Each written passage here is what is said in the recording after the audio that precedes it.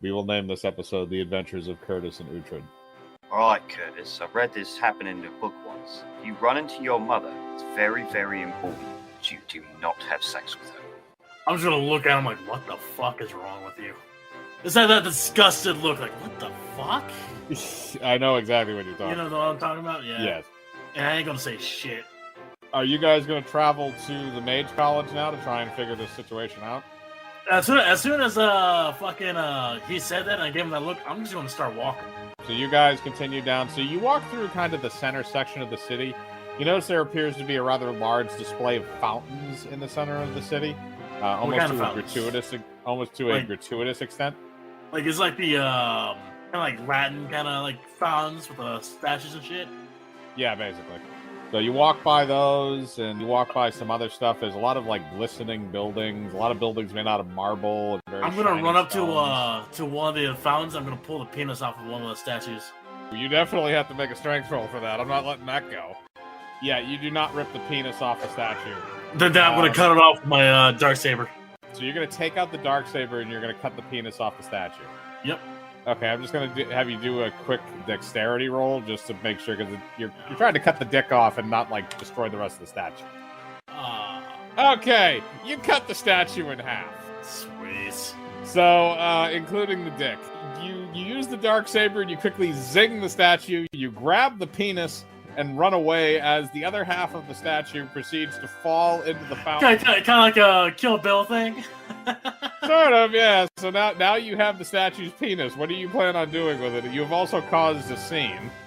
Uhtred is gonna diplomatically try to reassure. Nothing to see here, folks. Nothing to worry about. It's just the city's cock collector grabbing this statue's cock. I'm just gonna put on a monocle. I'm gonna put on a monocle, put on like a wooden ruler, like, yes, yes, it's a fine cock.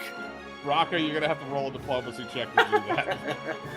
It's a fine cock it is. Alright, that's a 20, so I'm gonna say that there's like a small group of like 10 people that are still kind of pissed, but most of the other people just kind of like walked away and they're like, okay, whatever, shit happens. Those other 10 people like berate you for a few minutes and then go and then leave in a huff. So they may be going to get the guards, but you don't know. Why are they yelling at me like I'm the one who did it? Well, they're yelling at both of you because he's standing next to you. He's a frog. How do you assume he's associated with me? Because you just gave them his excuse. That is fair. So you have the statue's penis. Do you plan on doing anything with that, or are you just going to stick it in your little bag? I'm going to stick it in my bag. You put it in the bag of holding. Also, keep in mind, Arch's severed spider hand with an eyeball is still in there, and its eyeball is looking out. Its character is aware of everything that is going on. As we're walking away, I'm going to go up to another statue. Okay, there is another statue nearby. What are you going to do? Okay, that's a nat 20. What are you going to do? I'm going to cut off the penis. This time, you successfully cut the penis off the statue without destroying the rest of the statue, so now you have 2 statue penises. Is there any other nearby on our way to the thing? Probably going to be another 3 or 4 statues that have dicks, yeah? Okay, you have a total of 5 statue penises. You grab the remaining 3. All the statues in the town center, or in the city center, in the fountain area, have been castrated. So you guys make your way to the Mage College. Now, it looks like a series of buildings. There is a Mage Tower in the middle, which is probably the building that stands out the most anyway. And there's a lot of living quarters around. It's kind of like a little like semicircle that's on the south side of the city, and the big tower is directly in front of you. I'm just going to start walking towards the tower. You walk towards the front of the tower. There are mages and stuff that are coming in and out. They're sort of just doing their own little thing. They're not really paying you much attention.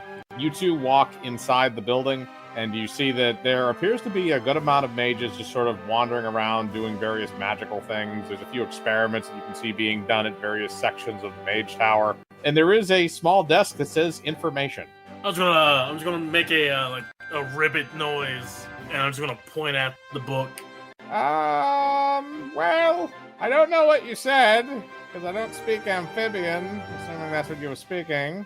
But we do have a library, and that's where most of our books are. That's downstairs.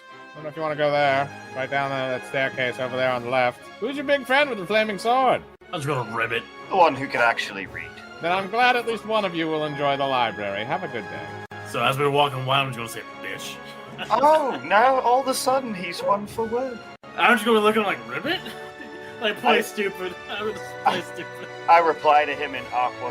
All right, so you guys descend downstairs and you enter into the mage library, the research library. You see a bunch of mages kind of going around, and one of them notices that you don't really appear to be mages, obviously, because it's a guy standing there in Doomslayer armor and a frog. And he walks up to you and identifies himself as Yonder. Who are you, and why are you in the library? What do you want with it? Well, first thing, your mother named you Yonder. Yeah. Like over yonder, that way. Look, it didn't need to be creative, it just needed to work. There were 14 others before me. Oi, Frog, get a load of this. His mum gave birth to him, all that pain, and the first thing she thought of was distance. I'm trying to laugh and point at Yonder.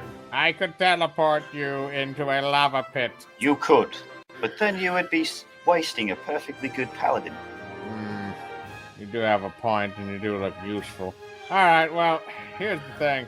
Do you need help? Actually, you never actually told me what you wanted. You just came in here and made fun of my name. I'm just gonna go to him like, well, sir, we have this book that we somehow got, and it teleported us to, the past. You see? We are beings from the future. Alright, well, he asks to look at the book. So I'll just let him look at the book. You hand him the book, and he walks over to a little table that's nearby. It has a magnifying glass with a purple lens on it. And he opens the book to the only page in it that has writing, which is the page that Raka wrote in initially. And he looks under the microscope, which is on a little arm on his desk. Oh, well, I see what happened here. So apparently there was an incantation made on this with some other kind of ink than what it was originally written with. That ink faded over time, but the spell is still there, and I can read it through the microscope. So, was there any way you could put a new inscription to allow us to get back to our own time? You see, that's kind of the issue here. I can give you the ink to do it. Unfortunately, the only way for you to actually return to where you came from is to use the reverse version of this spell, which means finding another book with this exact writing in it, and then writing it down like that. Let me guess. The book is over yonder. Let me guess. You don't want to go home, do you? I kind of fist bumped the frog on my way. I fist bumped him back. No, we do want to go home. You see, this is not our right time, and I kind of get the feeling that if we stay here too long, we will cease to exist. Well, here's the problem. You're not going to cease to exist, but you're just not going to go home if you can't reverse it. Alright, do you have any idea where we could go to someone who could put the reverse spell? Well, let me I mean, this is a mage academy, so someone in here should be able to help. We are a mage college, and we only accept the bottom 4% of the mages that graduate from mage high school. All the other ones go up in north to Calgar because they're too good for us. The point is that this little book right here, the incantation reads, read the words and return to the past, read them backwards and return to the future. Very, very simple. However, this is a single item spell, which means that you would need this exact item in order to reverse the spell. And unfortunately, you only have one of these, it appears. Oh. And the spell has already been cast. Oh, but, au contraire, my young Yonderer friend. I'm just gonna look at freaking Uhtred. You're in luck, or we are in luck, because I have me a satchel here. It's just got an infinite number of me Bibles. So you're saying that you have an exact copy of this, and I'm not talking about something that is exactly like it. I'm saying you have another of this exact item right here that I'm holding in my hand. You cloned it. I'm just gonna look at him like, hey, just dump some of those out in the open. I don't think you're understanding exactly what I'm trying to tell you here. I'm just gonna glare at him, intimidate. Okay, roll intimidation. And I got +4 because of my armor. He is now fairly afraid of you, and he holds up the old book in front of your face and explains to you again that you need this book. You don't need another book that looks like it. You literally need that book. Unfortunately, the spell in that book has already been used, which means you would need an exact copy of said book, a clone of it, if you will, a literal clone. I'm just going to look back at Uhtred again. Just pull out the exact book. I don't have an exact book. I have copies. The copy that... Oh, fuck, we gotta go back. We just gotta go upstairs back to where we started. There was one right there in that library. The library has that. You gave that to the librarian. We got to go back and get that exact copy. The one that you gave. Yes. So we can bring that back. All right, let's go get it real quick. Hold tight, Mr. Mage Man. We gotta go yonder to grab our book. The mage is now crapping himself, but he also gives you a quill and some ink and says the scribe should very easily be able to write the incantation for you. They just need the supplies. All right, so is this... We got the supplies, let's go back. It's also because he's deathly terrified of you at this point. I'm just gonna give him slide him a gold piece. He takes the gold piece and holds it to his chest as he goes into the fetal position on the floor. Everybody else kind of rushes around him, but they don't really know what's happening, and they don't pay attention to you as you leave. I slide him another gold piece and hand him a clean copy of the Bible of the Basim Ra. You place the Bible of Basim Ra in his open hand as he's kind of in the fetal position on the floor, and then you put a gold piece on the side of his head and say to read the book or else, and then you leave. Basim Ra will save your soul, my son. The little holy symbol, and then walk away. Without Uhtred noticing, I'm gonna throw a shuriken and hit the Basim Ra book. Okay, you're gonna have to roll an attack roll to hit that, and it's a targeted attack, which is gonna take a -2. All right, you throw your shuriken, and it sticks right in the center of the back of the book. Uhtred doesn't know, so no, his faith, his bullshit faith, cannot be spread. So you walk back to the city, and you're going by the statues again, which Cham carved all the dicks off of for no reason. As you're going by, you start hearing what sounds like yelling and screaming coming from behind you. It's very faint, though, but it's getting louder. I'm gonna do a listen check then, if that's the case. Listen check then. All right, listen check 26. It's definitely screaming. A lot of screaming. Also, what sounds like a whooshing noise. I'll bet it's that Strago we left in the desert. I'm gonna kill her this time. And I pull out my flaming sword. You pull out your flaming sword. Are you going to turn around? Absolutely.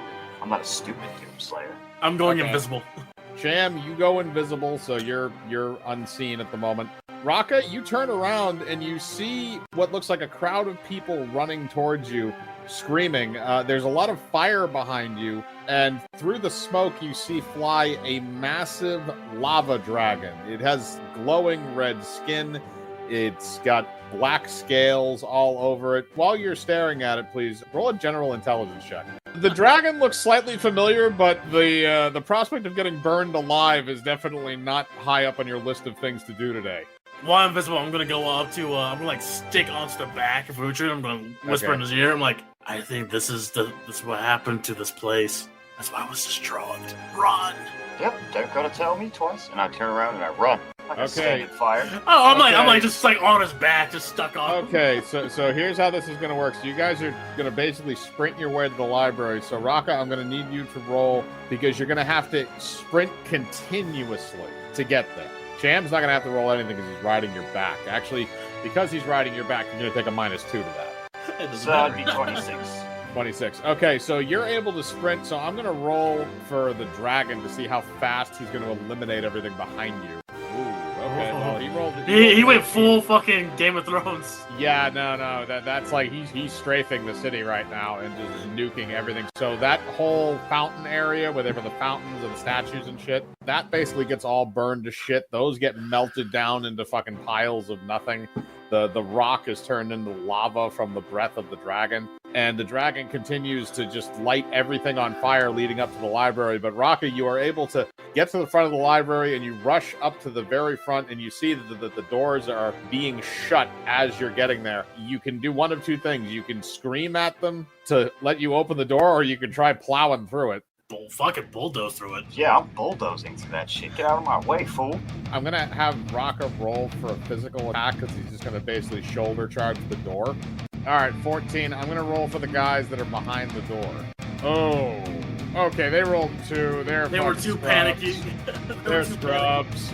So, Raka, in your Doomslayer armor, you plow your way into the door as they're closing it, and the force of the blow shoots the door open and slams 2 of the scribes against the wall, one on each side from each of the doors. And you plow right through and slide down on the floor inside the building. After a second, a few more scribes come up and they're able to close the door quickly before the dragon actually gets there. However, one of them is in front of the crevice in the door as the dragon is coming up and blows fire, and he unfortunately gets caught on fire as the door is about to close, and he catches on fire and falls to the ground dead. The other 4 scribes are still alive, including the one you met earlier.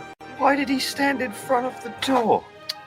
I'm just gonna crawl off the back. All right, you dismount. I'm gonna do a search roll to try to find a scribe that we Okay, there's 4 of them that are left in there. All right, you rolled a 28, so you're able to determine that the scribe that you talked to before is probably the most experienced out of the bunch, so if anybody's going to know how to figure out how to write this down and get it to work, it's going to be him. Yeah, I'm going to run up to him. I'm going to have the ink and the shit in the book, I need you to write exactly this spell so we can quickly get the fuck out of here. Okay, I'm just going to say that you have the incantation written down, that was given to you as well. So he looks at the ink and then the page and the incantation, and you also explain to him that he needs to write this in the book that Uhtred gave him earlier. So he takes that one off the shelf, opens it up, and takes the quill and ink and begins writing down. He has to copy Uhtred's handwriting to the best of his ability to make sure that the incantation actually works with what was in the original book. He does that, and he forms it, and he hands it to you, and he says, "That's the incantation. It should bring you back to your time if what the mage told you was correct. The only problem is that we do have a deadly dragon outside, so I think that maybe if we all joined hands, maybe the scribes wouldn't have to die." Fuck it. Yeah, come on. You heard it, boys! We're going to the future! I'm gonna lean in and whisper to Uhtred. I mean, that's more power for us for our shit against the Black Scales. That could help out. They're scribes. Shh. They could do a lot. What, write angry letters? They could continue your book. It's 1 page for a reason. Shut the fuck up. So I open up the book. Come on, fellas, let's hold hands. Okay, so the 4 scribes all gather around you. Each one of them puts a hand on your back, and you grab onto Uhtred's leg so that he's in the bunch too, and you read the incantation backwards. As you read the incantation backwards, a blinding light erupts from the book and blinds all of you momentarily. When you look back, you look around the room, and you see that it is returned to the way it was when you found it, including the hole in the ceiling. You also see that Uhtred has come with you, along with the 4 scribes. The book that is in your hand is the dusty old book that you originally pulled off the stand, and again, the ink has faded away, although it appears that the book has served its purpose, so its magic may be gone. All right, Uhtred, we are back. You also see that the griffin and your purple dragon are looking at you from the hole in the ceiling. I'm just gonna my Batman freaking grappling hook. All right. And I'm just gonna launch myself up. Tourist, did you get me that rope? The griffin, yes, the griffin does lower the rope, and the dragon was able to tie the rope around the griffin's midsection so it can hold so you can come up. Good girl. And then he just climbs up. You climb up. Behind you, the monks also climb up. So they manage to get up to the top with you as well, and they're kind of they're a little bit shell-shocked at this point because they just went from their civilization being there to their civilization not existing for 1,000 years, and they're kind of looking around and seeing what's going on. So as you guys get up, the griffin then drops the rope and goes, "Meow!" And Cham, the purple dragon, comes up and nuzzles your leg. Hell yeah! So you guys did successfully do that. Now I'm going to have you roll a wisdom check this time. Both of you roll a wisdom check. Okay, 12 and an 8. Just trying to remember back. You do remember that the dragon did look kind of familiar, but again, you can't really place it. So now that you have the scribes and everything, the scribes could probably survive there for a little while. They do have some rations and things that they just had on them when they left initially, because they were planning on trying to escape the library before the dragon showed up, but that didn't happen. I'm gonna write on a piece of paper, because I still got the journal, the Doppelganger's diary. I'm gonna show a map, this is where you need to go. You are here. This is the oasis. You will be there. You go on ahead. Oh, thank you, sir. They've just stopped by an old lady claiming to be bringing flowers to her gravestones. Trust them. Okay. I'm serious. Tell me you're not going to trust her. I'm not going to trust the old lady witch that you're describing to me. And on the thing, I'm gonna write down she's actually a silver dragon. Oh, well, yes, you don't want to piss those off. All right, well, we are going to go on our way. Hopefully we'll reach your oasis in one piece. But good luck to you all, and thank you for bringing us with you instead of leaving us to a fiery, horrible death. I mean, I was gonna kick you out of the way, just me and him, but I was feeling generous. I don't know how to respond to that. Bye! Remember, don't trust the striker. I'm gonna go up to Uhtred like, Uhtred, I have something for you and your religion. Here is a medallion. I'm gonna just put it around over his neck. It's gonna have all the dicks. Oh, okay. Before you do this, make a crafting roll. All right, you make a rudimentary necklace, so it's kind of like a finger necklace, but with dicks. So you manage to make that, and you give it to Uhtred. Uhtred, you now have a necklace made out of statue peni. It's the medallion of your religion. Blessed be upon thee. I'm just gonna laugh and we're just gonna get on Ariel and we're gonna just ride back to the camp. You ride back to the camp, Rocker. You're gonna follow him on the Griffin because everybody else is up north. So we're headed back to the camp. So you guys are gonna head back to the camp and you're gonna meet up with Arch and Kane and Velnos, who are all up there.